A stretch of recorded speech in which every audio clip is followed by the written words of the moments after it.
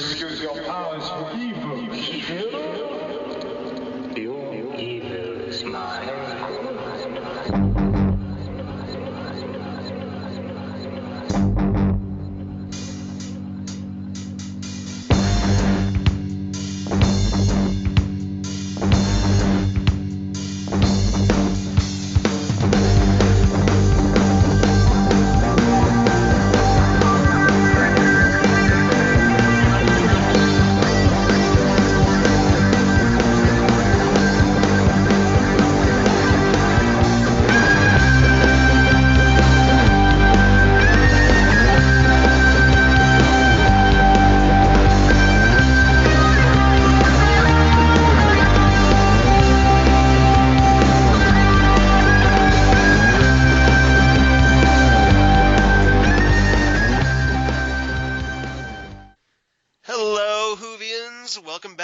Next Stop Everywhere, the Doctor Who podcast.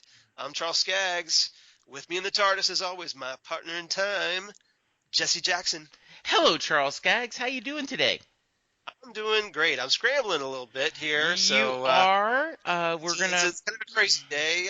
Father's Day, for those who don't know when we're recording. So happy Father's Day, belated, to all of you fathers out there. Absolutely. Or those of you with fathers. Yes. Most of you presumably have them. I hope you have a good day with your dad, and if your dad has left us, I hope you have pleasant thoughts about him.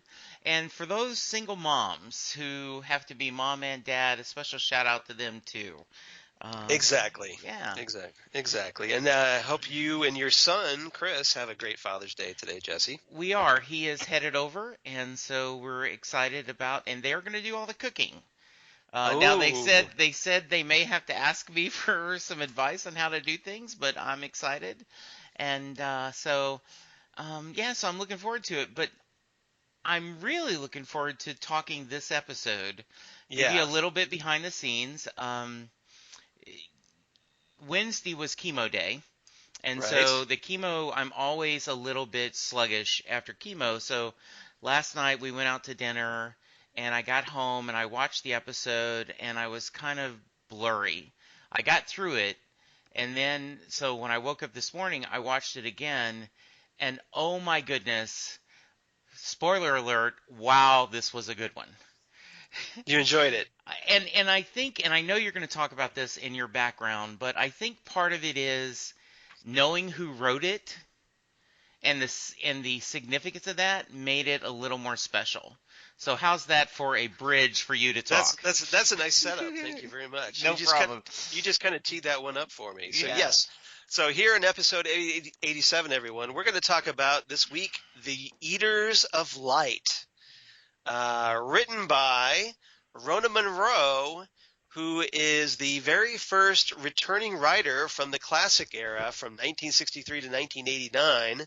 She actually wrote the very last episode of the original series, Survival, back in 1989. And this also was directed by Charles Palmer, and who I believe directed Oxygen, if I'm not mistaken. Okay. This season. And it's the 10th episode from Series 10 from this year. And so, we only have 2 more to go after this. So in the theme of the episode, this would be X of X. X of X, yes. Yeah, because you're dealing with Romans, so Roman numerals. The Roman numerals would be X of X. Yes. A little Roman numeral humor. So, exactly. Yes. So yes, or obviously in the year XVII. Very nice. Good. There we go. So yes, just showing off my knowledge of Roman numerals, I guess. Absolutely. All right. So looking forward to talking about this with you because obviously, we've got the Doctor and Bill coming to Scotland. Yes. So before I get to that, I had a question for you.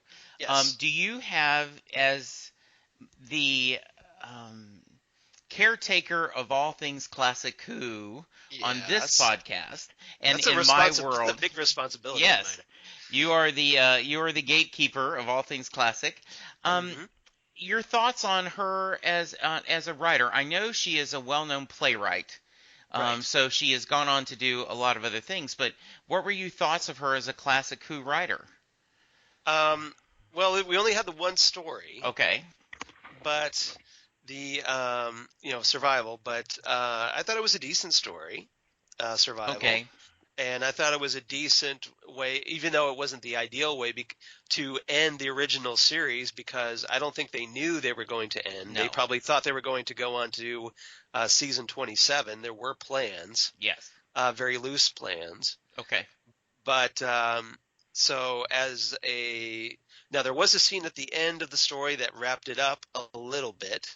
Okay. The doctor has a nice little monologue to Ace that kind of wistfully sends us off into time and space, Okay. at least until 1996. And but otherwise, yeah, I thought it was a decent episode. Okay. And so I was kind of curious to see how all these years later, because we're looking what here, 28 years Yeah. later. A long time. Since 1989, Mm-hmm. so you're not quite sure what you're going to get. But I thought that Rona Munro did a pretty decent job here, in my opinion. I agree. So looking forward to talking about that with you. Okay. So it was kind of nice that she did that, and I thought there was some great lines in this that we'll get into. I agree. A lot of good dialogue, so looking forward to talk about this. Okay. So unfortunately, because of me scrambling today, that I don't have song titles, but according to Holly from Wisconsin, that's probably a good thing, because that way I don't have to sing badly, because according to Holly, I scare her cats. So Yes. I don't want to scare anybody's cats. No, not at all. As a cat owner myself, Absolutely. I would not want to do that. So, Yes. so I'll just keep that in mind for reference. for Okay. future. What's our But- first topic then, Charles? So all of you who don't want to hear me sing, congrats, you win. All right. So yeah, the first topic I want to talk about obviously is the Doctor in Scotland. So we have Peter Capaldi, a Scottish Doctor, returning to Scotland. So I'm going to. Aberdeen in the year 120 A.D. So I don't know if I'm going to be able to do this each time, but I'm going to call this segment, if it's not Scottish, it's crap. Nice. Very nice. First off, I think this was a very meta sort of gentle tongue-in-cheek, because this version of the Doctor is very Scottish. Between the showrunner, the Yes. Doctor. I mean, there is a lot of Scottish pride.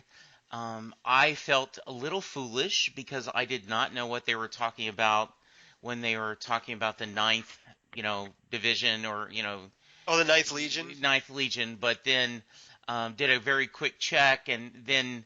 You mean you're not up on your Roman history? I know, and What's wrong with you? And I guess there's a pretty popular book back in '54 that I read something, that it was very nice. So I liked it a lot. I thought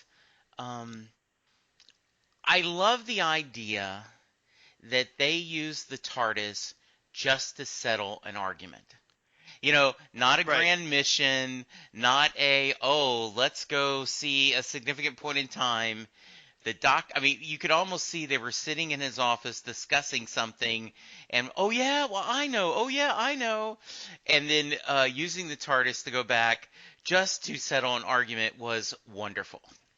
I want to know how they persuaded Nardole to come along, because he's been so snippy about taking trips through time and space when they're supposed to be guarding the vault. He was, and he looked like he was in pajamas all episode. Well, he was. That's one of the great things about Nardo, which we'll get into, I think, a little bit, is that he was just decked out in his jammies, a bathrobe, and his beanie. Yes, His beanie hat. So. He rocks a beanie. No one since Jane, a man called Jane, has rocked a beanie as well. Exactly. All right. So the Doctor. So let's see here. So like you said, he and Bill travel back to the 2nd century, to settle a bet about what happened to the Ninth Legion. And Bill's argument is that that they just for some reason they would still be there. I'm not sure what her argument. I can't remember what her argument was, but and the doctor's like, oh no, they got killed. Yeah, it was interesting, the discussion. By the way, I want to give out a shout out to the cold opening. I thought it was a really good cold opening. It wasn't a traditional one. It wasn't, and then it wasn't a scary one. No, just the. We just had a couple of kids playing around the stones on the hillside, probably in the modern day. Yes, and she said she wanted to hear the music, and they play the music, and then you see the TARDIS and the crow going doctor. Right. And then they wrap that up very nicely with, at the end, hearing the music again and the stones. And I thought that was a really nice bookend to the episode. Yeah, it was. And it obviously brought it full circle. So now you're like, oh, now I understand why the kids were shown at the beginning of the episode. Absolutely, yes. So, yeah, I thought that was good. Yeah. So, not sure why Bill has this sudden interest in Roman history, military history of all things. But maybe she took a class and she was thinking about it. Maybe so. But it was very good. You could tell it was something that interested her, that part of history, and that, the mystery of this legion was something that interested her. And like I said, at the risk of repeating myself, I thought it was cool they did just to go check. And the doctor was kind of almost just giving her lip service, just, okay, fine, we'll go, we'll use the TARDIS. Very, very cool. Yeah, so they end up eventually encountering this group of kind of primitive warriors, Scottish warriors, farmers turned warriors, as it turns out, called the Picts, and that's Picts. Yes. Picts. And their leader, Carr. Yes. And the doctor pretty much, like, the Carr is essentially trying to act all badass and intimidating, and the doctor's pretty dismissive, like, look, you're not a warrior, you're just like a little kid. You're an embryo, so... Yeah, a little condescending from the doctor, which is not surprising. Well, considering, his time is spent as a warrior, as the war doctor. But one of the interesting things on this to me, Charles, was how young the cast was. Right. And I'm sure that was deliberate. It was, and it was. I liked the idea of the Roman leader. They called him Grandpa or whatever. Because he was the oldest. Yeah, and he was what, 18? Yeah, all of 18. Yeah, and so there are all tells these. You a lot. Yeah, the children and this very, very interesting that Bill, who is often the youngest person in an adventure, was the oldest person if you don't count Nardo and the Doctor. Exactly. And so I thought that was a nice twist, gave her a little something fun to work with. I continue to love Bill as the companion, and I still hope that in the transition that we get her another season of her with this new Doctor. Yeah, it would be nice, wouldn't it? Yeah. So there's like a cairn, as we find out later in the episode, that's very mysterious. Yes. The Doctor goes inside, and it turns out that inside the walls begin to tremble inside, and there's a portal inside, as it turns out. The Doctor looks in and sees these creatures swimming around a ball of light. And he finds out that it's like an extra-dimensional rift where apparently, as it turns out, time passes differently, because when he leaves the cairn, he's in there for maybe like a minute or so, but then when he comes back out, it's 2 days later. Yes. And that's when he sees Nardole just kind of chumming it up with everybody. But so obviously there's some timey-wiminess going on. Right. And which okay, this is when it gets really interesting for the Doctor. And as it turns out, there are these creatures, presumably what we're going to call the Eaters of Light, Yes. because they're not really named. But apparently, if they cross over to this dimension, they will consume whatever light sources available, including, hey, our sun, which we kind of need. Yes. And then we'll go off and consume stars and potentially just eventually destroy the universe in the process. So the Doctor is adamant about not letting these creatures cross over to our dimension. I want to hear your thought. I thought it was a really good monster. I thought the design looked good. That the black light looking blue lights, and then you actually see the monster. The creature. Like a luminescence. Yes, it was really well done. One of my favorite classic comic book stories is The Death of Fero Lad from Legion of Superheroes, where it's called the Sun Eaters. The same premise, that they're eating suns. So when I first read of this, I read the title, I immediately thought of that. Only thing they have in common is, of course, a sacrifice and the idea of eating a sun. But anything that can bring back a classic Legion of Superheroes story to me makes me immediately, happy to see that. You get at least a half a point for that. Absolutely, yes. All right. Did you like the creature? Yeah, I mean, I thought it was an interesting idea that they're and it makes them a much more like an actual legitimate threat. Hey, we don't want these creatures crossing over, so we have to figure out a way to keep them in their dimension.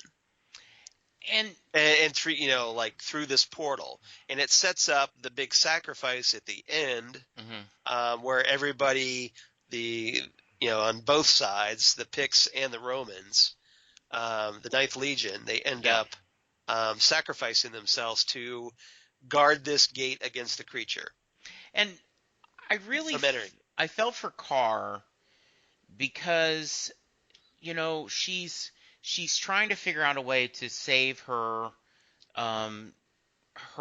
village, her family, and and this will come up in quotes, but in a lot of ways she made a deal with the devil, but it wasn't a deal. She just said, well, I'll use this, and if you want to go a little further, story, it's kind of like harnessing nuclear power. Yes, it did end World War II quicker, but then you're left with this horrible weapon that you can't control. And I thought that was a really nice twist. I think the Doctor called it on her, but I don't feel like she was totally not thinking correctly. I mean, I believe I got to get through this crisis here, and then I'll worry about tomorrow. Now, ultimately, that wasn't a good decision, but it was an understanding decision, especially as young as she was. Yeah, I agree. So, and that kind of sets us up. I think that tees things up nicely for. That's my goal. Exactly, and you do it so well. That tees things up for the next segment I want to talk about, which I do actually have a title for. Why Can't We Be Friends? Which is, why can't we be friends? I love that. Which is Bill and the Ninth Legion and Nardole and the Picts. So we have Bill kind of paired off in this hole in the ground with the remaining Ninth Legion, the surviving Ninth Legion, who are like 18 and under, and we have Nardole, who seems to be rather easygoing and really settles in quite well with these kind of primitive farmers turned warriors in the Picts. He puts his war paint on. Yeah. He kind of lets them do the war paint thing on his face, and which is all swirly. And he's just like, yeah, this is cool. I'm just chilling out. So I want to get your thoughts on both of these. I have a small nitpick. Uh-oh. Okay. This is 10 episodes in. Yes. She has gone to at least 4 or 5 alien planets now. And Yes. she just now notices that everyone speaks English. I kind of thought she figured this out earlier. I would have thought so too. Now, I did think I forgive the nitpick because it was a great discussion. Man, I wish I spoke Latin. And then, you are speaking Latin. No, I'm not. And so that was great. And then her figuring out, oh, it must be the Doctor, the TARDIS. And so I thought that was a nice thing. I do love the interactions of how kind the Romans were to Bill. Like even they had very little food, and they said, you still got to eat. Right, and they weren't as horrible as you would think. Yeah. Maybe because they were so young, but or they were just so scared. Yeah. And Bill apparently being the oldest. Right. In the person in the room, they were kind of looking for that leader. Yeah, and we have 2 weeks in a row where we have someone who thinks they're a coward. Right. Because the leader of the Legion is like, well, we've already shown our cowardice because we ran away. And right. I also love the scene when the Doctor and Nardo are surrounded with spears, and him like, can we get a chair or at least the Wi-Fi code? and he's just making jokes for himself because they have no idea what a Wi-Fi code is. Well, what kind of throws his enemies off is that when the Doctor starts quipping like that, that's usually he's trying to throw them off. Yes, and Nardole, I'm just trying to assimilate. I'm just trying to, Nardo is very. Another point is everyone sounds like children to the Doctor through in the TARDIS, except a few exceptions, and Nardole's like waving his hand like, yep, that's me. I'm one of the exceptions. I don't sound like a children. Nardo is just a joy. He is from someone I did not care for in the Husbands of River song. He has now just become a treasure. I think they figured out the right balance for Nardo. Yes, because I do too. Too much Nardole, like in the Husbands of River song, was just a little bit obnoxious. But when, he just kind of shows up just to kind of break the mood. Yes. Break the tension a little. Yes. And give that comic relief at just the right moment it needs to kind of, take the air out of all that seriousness. Yes. I think it works really well. And I think I'm guessing one of our final topics, we will discuss him yelling at the Doctor. Well, yeah, we'll get into that. So, I figure we would. Okay. Yeah, we will. So, I love that. Yeah, I love that scene where the Doctor is kind of like, yeah, you guys are all just kids compared to me. Yes. And I thought it was interesting that Bill's realization of this. Yes. She's like, oh, is that it? Is that, like, are we all just like kids to you? And is this how you view us? And he's like, yeah, kinda. Yeah, at least he's not saying pets. Right. The other thing was very interesting is when they announced that Bill was going to be the first gay lesbian companion. Right. I was fine with it. I don't have a worry.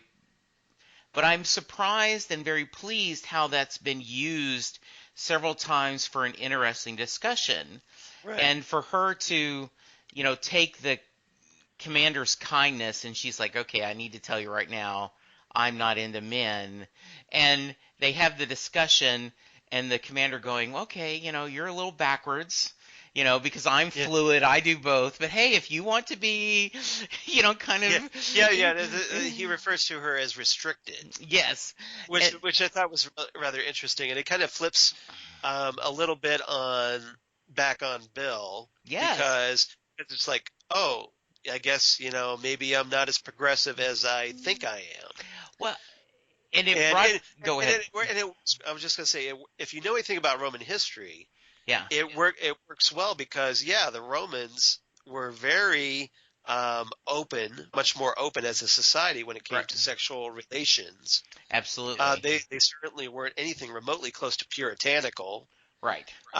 So they were just like all that group there. They had one straight guy, they had one gay guy, and they had one gender fluid guy, or at least one that was bisexual. So there was that kind of sexual diversity there. Yeah. And then when you had Bill paired in as a lesbian, you had pretty much a good diverse group. And it was interesting to compare modern sexual relations against the Romans. And there is a famous censored scene from the Spartacus, the Kirk Douglas film, where they talk a little bit about oysters and snails, and it's an implication that they were fluid in their sexuality. So I thought that was interesting. And it goes back to when Bill met the alien who was blue, and he was like, "Oh, another racist." And Bill's like, "Wait a minute, no, I'm the minority. I'm not." So I thought that was really well done. Yeah, because here and obviously just here on planet Earth, in the 21st century, there's certain racial and sexual stereotypes and contrasts and bigotries and whatnot. And when you go out into the cosmos with all these other aliens out there, or you go back in time or in the future, you may find that what you consider to be an issue for you in the 21st century on Earth isn't that big of a deal elsewhere. Absolutely. Well said. So, all right. So I thought that was interesting. And Nardole. We talked about Nardole just kind of chilling with the picks.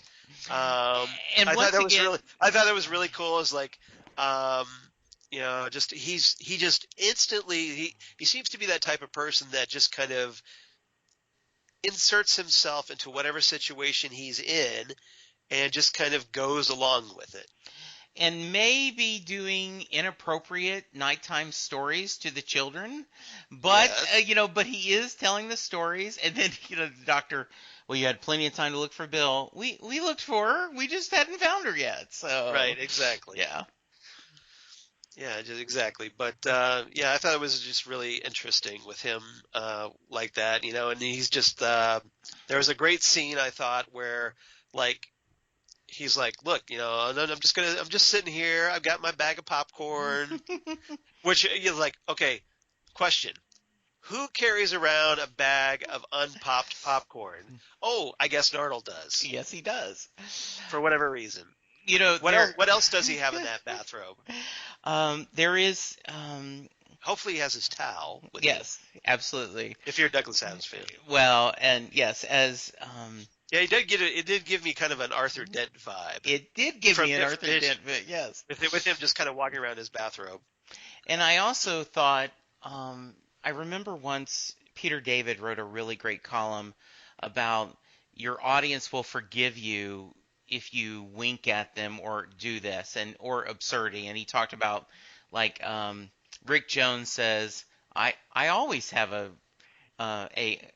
parachute underneath my jacket because I never know when I'm going to be, I hang around with the Hulk and Captain America. You never know when I'm going to be thrown out of a plane. Right. And just kind of this matter of thing. So Nardole, I always bring popcorn just in case we may need it. Yeah. Well, and as it turns out, yes, they do need it because the doctor, in a very clever doctor taking advantage of the tools around him. Yes. He casually throws.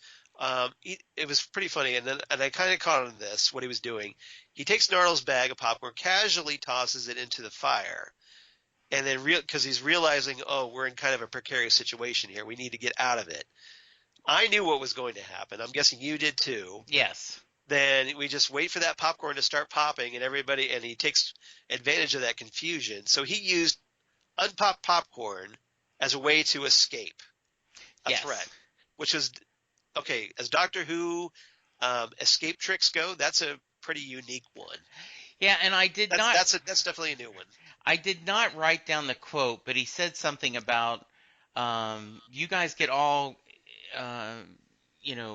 worrying about something else, and we're going to slip out during the commotion. So I thought that was very funny.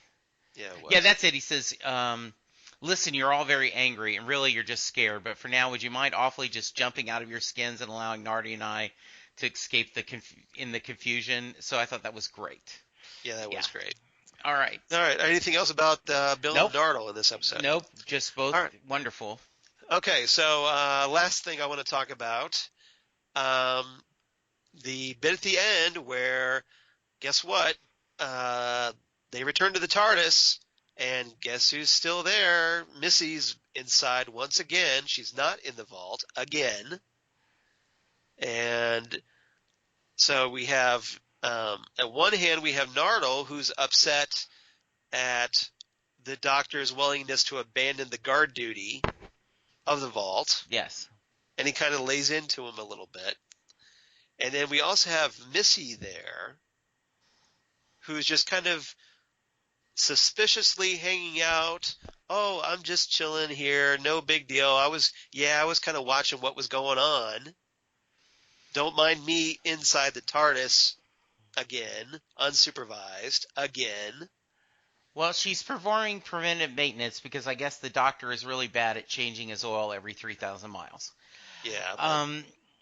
So just to remind everyone, yes, Team Charles is convinced that this is a long con and that she is setting up the Doctor for a fall. Yes. Right.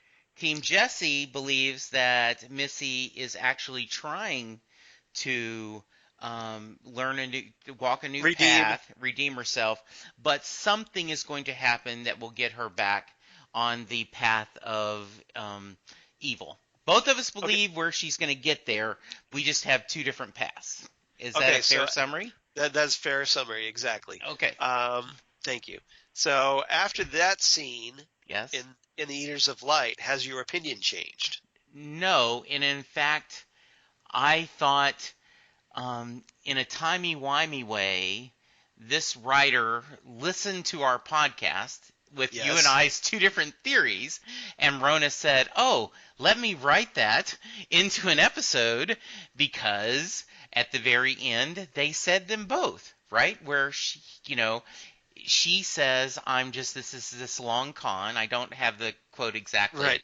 Yeah. And then he said, or what could be scary is this is all true. And so I was like, yes, Charles and I, that was our discussion. They're throwing it out. And I don't know which one's which. I think the show is acknowledging both paths. Right. And Michelle Gomez is so good in this. She does so much with such little airtime. And she doesn't give away anything when they're doing a close-up to her face that, well, we see more of her crying. Yes. But are those crocodile tears? That's a great question. That's my question. And yes. We don't know.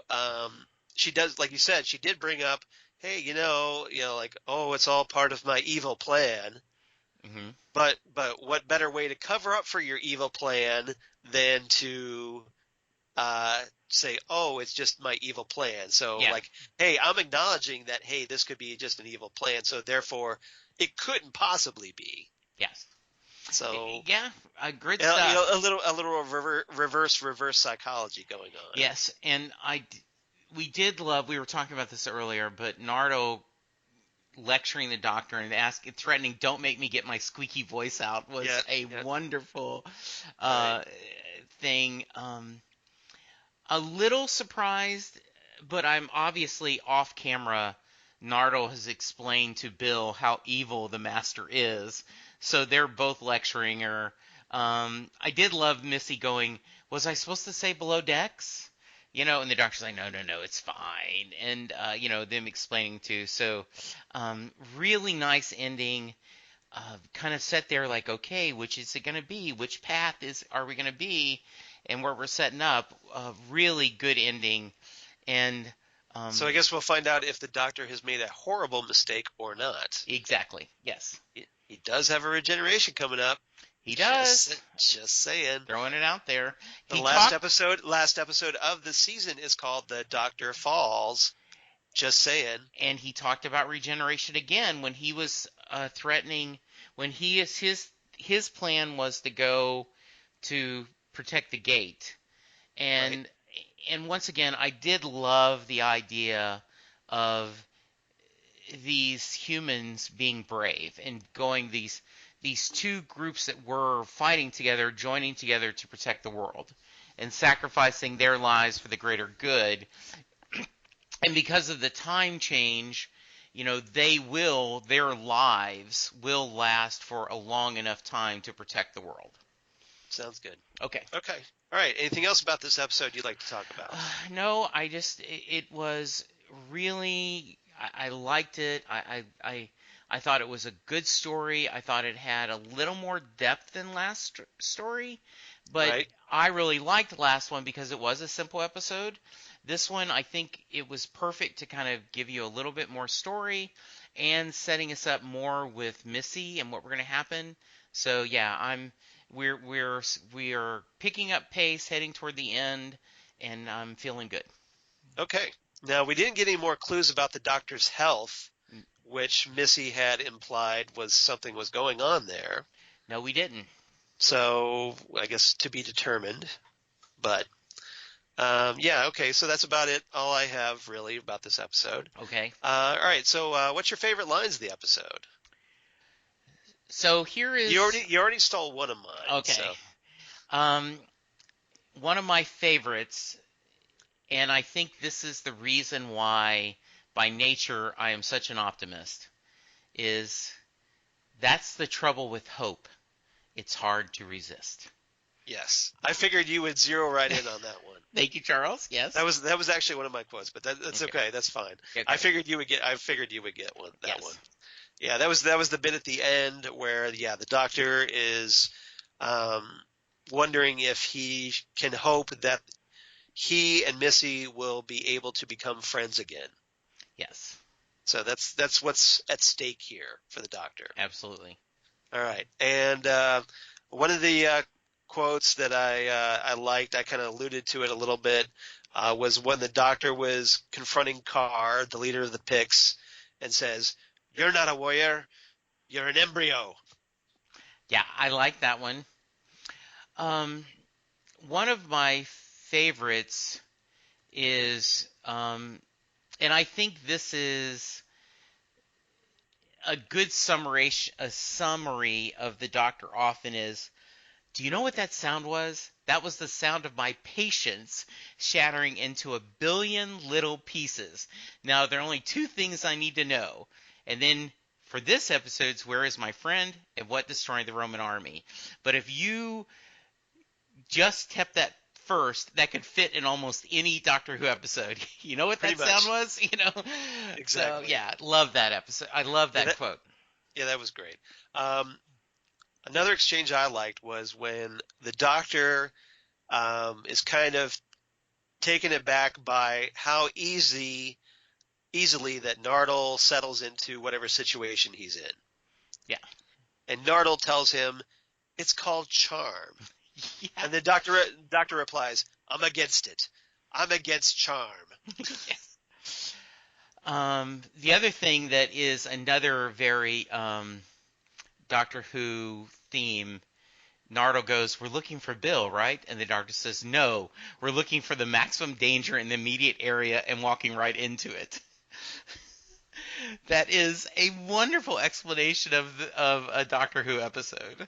It was. That was perfect. And then, the only other line I had here this week was what you mentioned earlier when, the Doctor, or Nardole starts trying to lay into the Doctor toward the end of the episode and says, Don't make me go all squeaky voice. Yeah, I love that.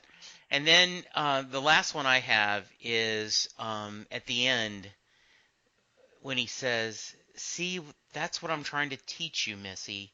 You understand the universe, you see it, you grasp it, but you never learn to hear the music." And That's a great quote. I love that idea that and I think what he's saying is you've That never he's learned, just you have to you listen just with your don't heart. you just don't get it yet. Yes, exactly. Yeah, Hmm. exactly. All right. So, any other quotes that you have? Nope, I'm good. How about you? Do you have a rating? I do have a rating. So, my rating for this episode, 8.5 out of 10 bags of unpopped popcorn. So I will show you. Mine is 9.5 bags of unpopped popcorn. You liked it. You really liked I this did. one. I really liked it a lot. So, what was the 1/2 point? Um, You just deducted because from it's very hard to give a 10, you know. right. Um, I mean, so I think maybe the TARDIS, not knowing that. But yeah, I just really loved this, and I think because Bill and Nardole, it just all worked really well. I really loved this episode, and I do think a half a point goes just for um, my Legion of Superheroes connection, and also maybe another half point that the idea that they took a classic Who writer and gave them a chance to write a new episode, and it worked so well. It right. felt new, it felt modern, but it also felt like it could be a classic. Because let's think about it, this person worked with Sylvester McCoy's Doctor, and Right. now then we've got, Capaldi's Doctor, and it felt like a Capaldi episode. And so I think that's to their credit. Yeah. I mean, well, the really great writers on Doctor Who are the ones that can write for any doctor. Exactly. And Rhoda Monroe, I think, has proven that she's more than capable of doing so. Absolutely. I agree. So yeah, definitely a welcome return for Rhoda Monroe. Absolutely. And hopefully we get more classic writers. Yeah. There's especially, I mean, there's like I would think Ben Aronovich Hmm. from who wrote Remembrance of the Daleks would be a good writer. Oh, nice. And I'm trying to think who else.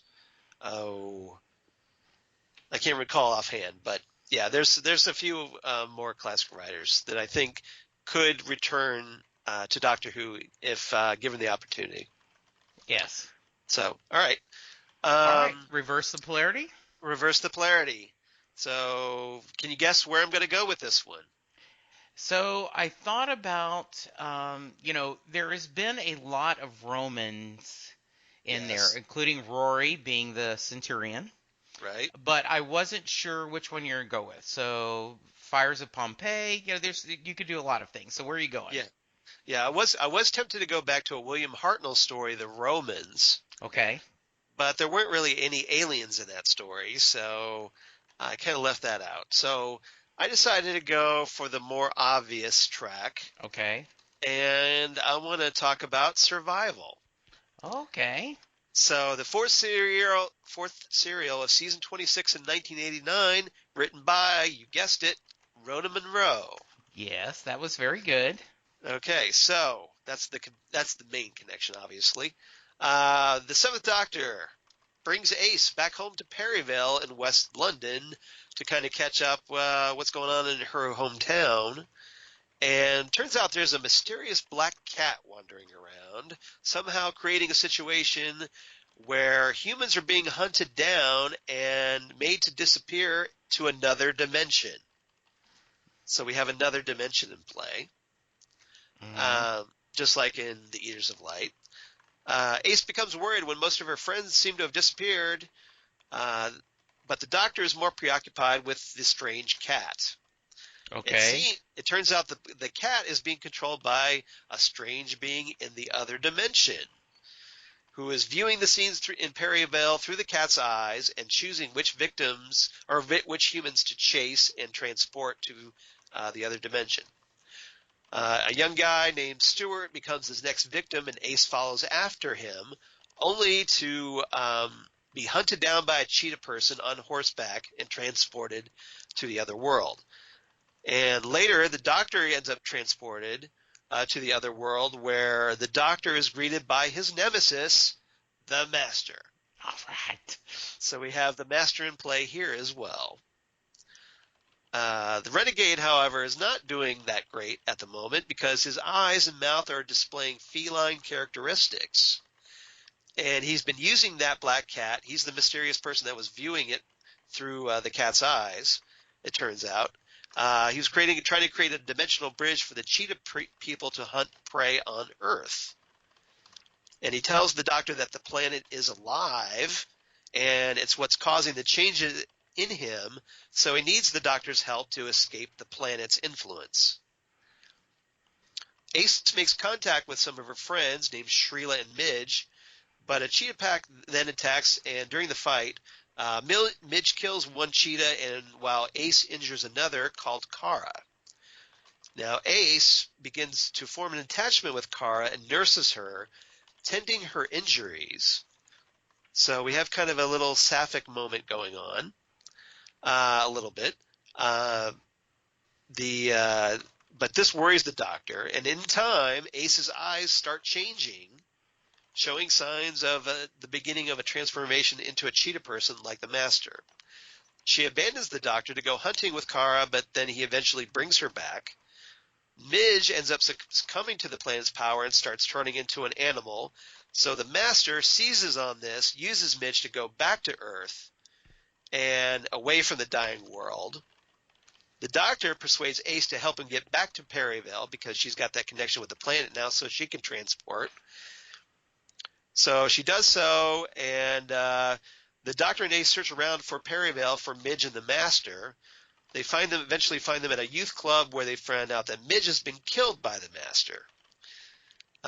Kara's arrival brings comfort to Ace, but the Master kills Kara as well because, hey, the Master. Mm-hmm. The Master transports the Doctor back with him to the Cheetah Planet for a final conflict on the dying world. But the Doctor is able to resist the planet's influence. He turns away from violence and ends up transported away from the dying world. The Master, unfortunately, is now stranded. He looks on with horror as the planet begins to break up. Don't! And so the Doctor returns to Earth where he finds Ace, whose changes have reversed, and she's now back to normal.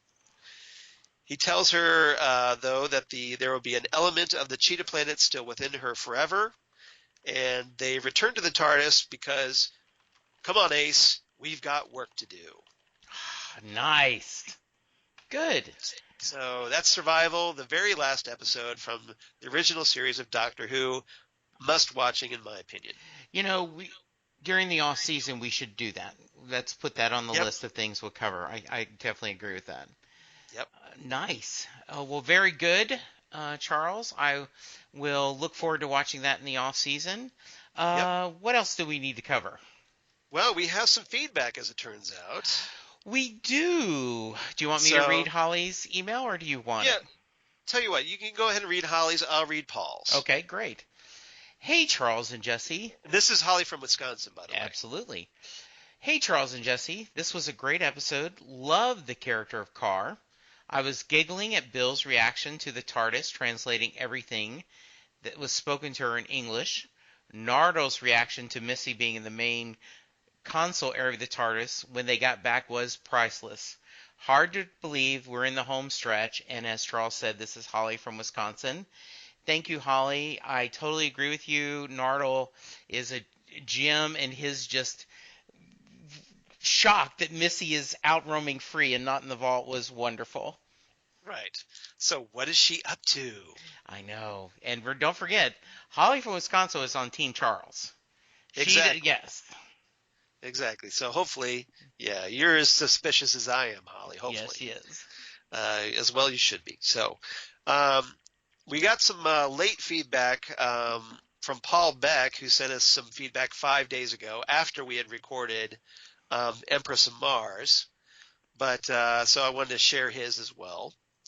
Let's see. Just wanted to email to tell you how much I like your podcast. Yay! Yay! Thank you. Thank you, Paul. Have been listening from the start. All right. Yes. OG, original gangsta. Yes.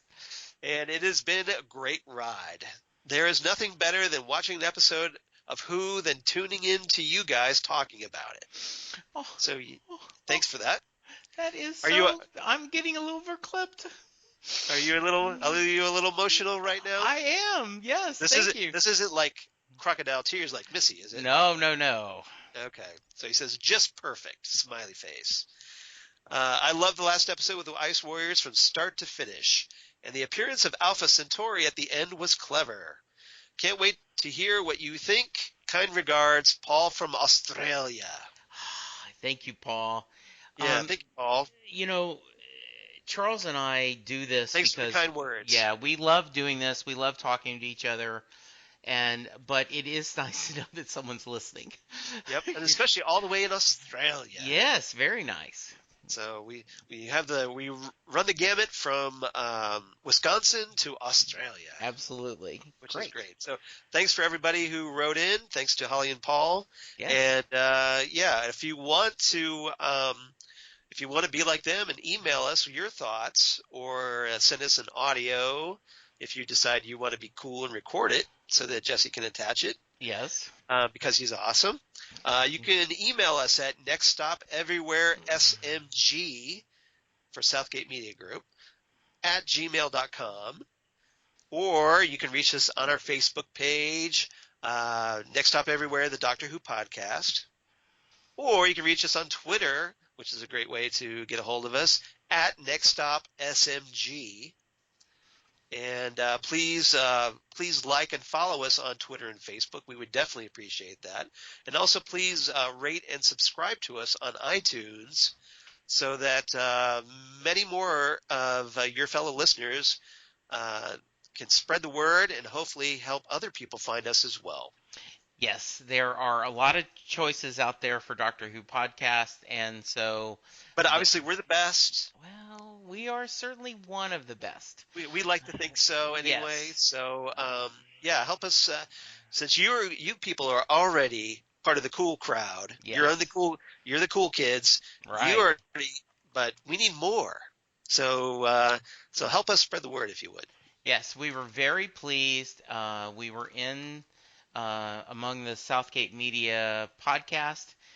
We did very well for the month of May, and so yes, we want to continue. We appreciate the support, and we want even more to find us because, we love new listeners.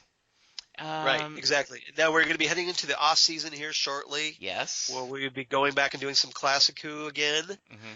But, we obviously want people to keep listening. So, hopefully we get that, and thanks to everybody who's been supporting the podcast. Yes, and by the way, I just did a quick look. Fred Fire-Steen posted on June 7 a great mix of classic, new Who, and more. 5 stars, thank you. Jesse and Charles are a great team. Charles brings his knowledge of classic Who, and Jesse is discovering the classic along with the new episodes, as well as Big Finish audio stories during those inevitable breaks during TV seasons. So that was nice. All right. Thanks, Fred. Yeah. Yeah, thank you, Fred.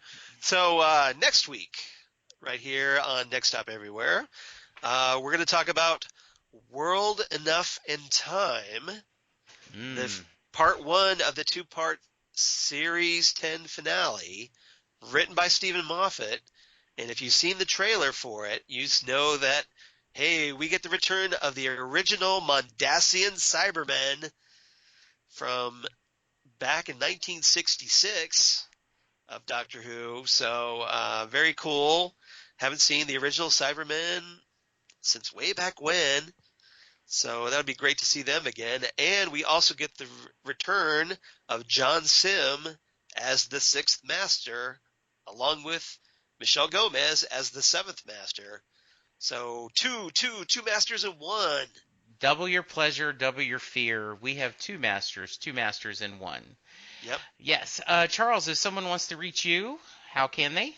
Yeah, obviously, at Charles Skaggs on Twitter Machine and at Charles Skaggs on Instagram. And then, of course, at Facebook at Charles Skaggs, Google Plus for all you crazy kids on the Google Plus, and my blog of geeky things. Damn good coffee. And hot. Damn good coffee and hot, where I talk about Next Stop Everywhere, Doctor Who, Torchwood, all kinds of comic book and sci-fi goodness. And if all the comic book TV shows, comic book movies going on, and just anything in general that I find really cool and interesting is on my blog. So if you want to keep up with what's going on with the show when the new episodes come out, that would be a great way to do it as well. And definitely appreciate all of you who have checked into my blog. And also, I recently hit 500 on followers on Twitter, finally. So I finally hit the 500 mark. So thanks to all of you for that. Yay! Yay! And then you could also check me out on my other two podcasts, the Phantom Zone podcast, which I do with friend of the show, Kieran Lindsay, where we discuss comic books on television, and Ghostwood, the Twin Peaks podcast, where I do with Zan Sprouse, where we talk about the current series of Twin Peaks airing on Showtime with a new episode airing tonight, episode 7. Very nice. And so, I can be reached at Jesse Jackson DFW on Twitter. I am also on Facebook, Jesse Jackson, Louisville, Texas. I am on, in addition to Talking Doctor Who with Charles, I am Set Lusting Bruce, which is about to hit 100 episodes in the next couple of weeks. And Roadside Attractions, the American Gods podcast. So we are finishing the last new episode, happens as we record tonight, is the final episode of season 1 of American Gods. it's over so quickly. It is very quickly, but has been fun. So Charles, thank you. This was great as always. We're going to shut it down here as we get ready to go celebrate Father's Day. Once again, tell your wonderful mom and dad I'm sending you my love for them. They are truly two wonderful people. And I appreciate that. Thank you. And and my best to you, Linda and Chris, your son, as you celebrate your Father's Day. Thank you, Charles. And so I'm going to end with a quote that is not from the Doctor, but from Russell T. Davies. Okay. Because he stated once, music can go anywhere, reach anyone, and make better people of us all. Just like the Doctor. Very nice. Yeah. Thanks, everyone. Bye, everyone. Bye. Bye.